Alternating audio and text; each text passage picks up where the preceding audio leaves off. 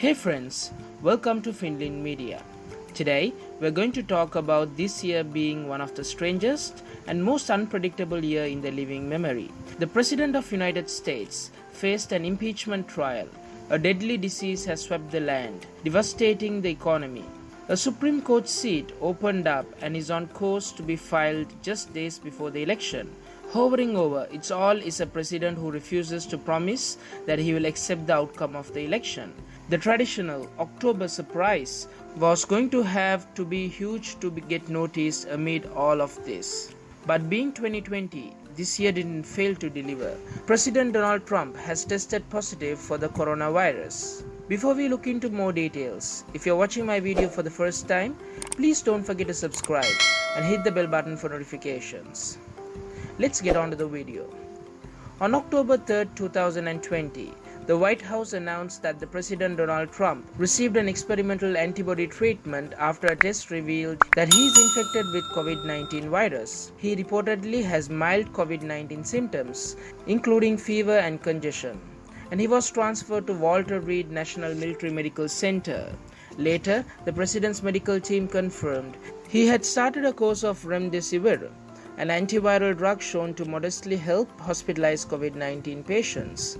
President Donald Trump announced on October 2, 2020 that he and his wife both tested positive for the coronavirus, an extraordinary development coming months into global pandemic and in the final stretch of his re-election campaign, in which he has flouted experts' guidance on preventing the disease spread.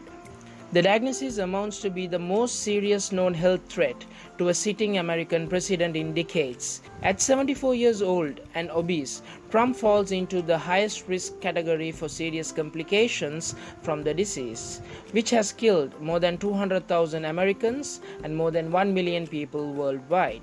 Given the president's insistence on ignoring even the most basic precautions against the virus, this development feels as if it was almost inevitable. But now that it has happened, it injects a huge degree of uncertainty not just into the race between Trump and challenger Joe Biden, but also into the stability and safety of the country in the coming weeks. The effect on the campaign depends on the course of the president's illness and who else becomes infected.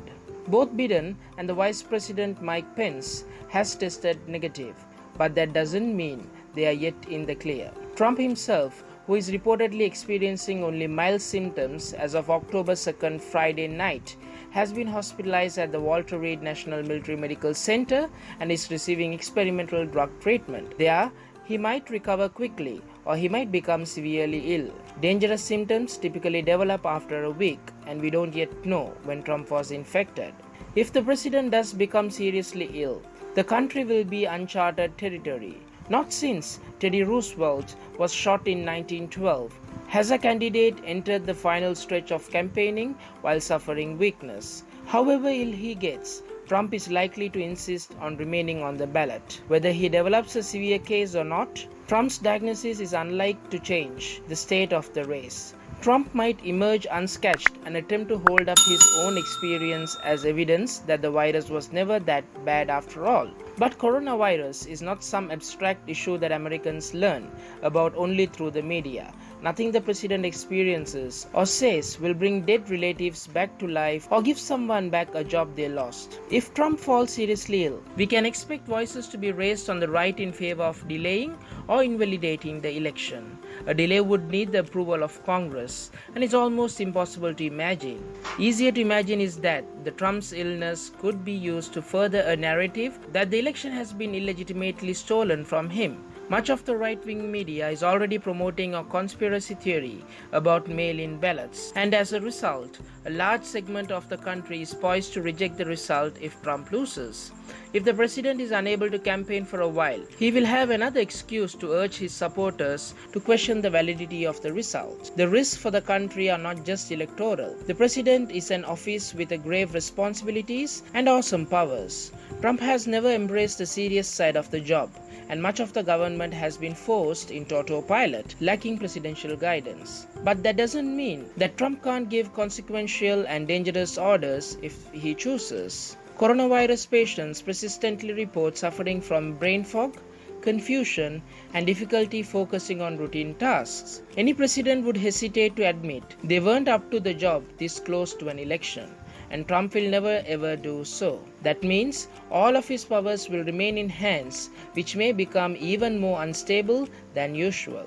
Knowing 2020, the real October surprise might be still to come, and we have no idea if the president will be in fit state to respond to it. Especially knowing the president's disregard for science, we probably won't know until it's too late. And if you like this Click the like video, button and share it. And also don't forget to subscribe this channel.